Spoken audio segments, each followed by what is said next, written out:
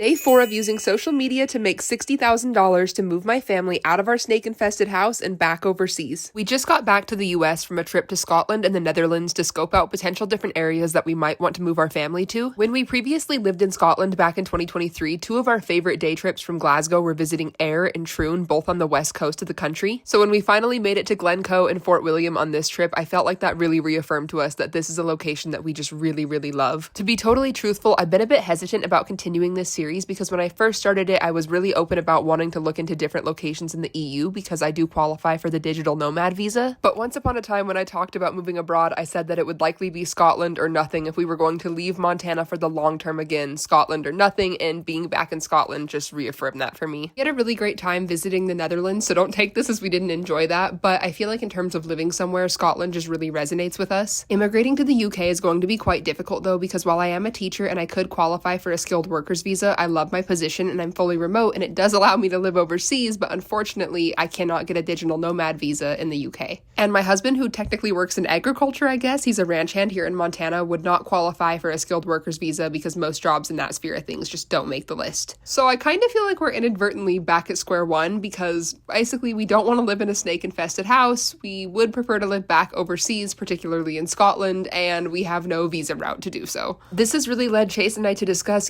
should we try to make things work with where we're at? Montana has certainly never been the issue, but given the current political climate in the United States, which whenever I post about this, I lose followers, it is what it is. But it stresses me out. I would be lying if I said it didn't. Truly, the state of the world stresses me out right now, and I know a lot of us feel that way. I don't want to sound like we're giving up on Scotland, but I do think that we need to take things one day at a time and focus on getting out of the snake-infested house first. I am going to keep my goal of making $60,000 on social media though, so that we can pay off debt and save money towards a down payment on our first home. Jason and I both have some career goals that we're working towards as well, one of them being history-related content for myself. I don't know if that'll be in the forms of videos or in the form of a podcast, but I definitely want to do something more history-related going forward.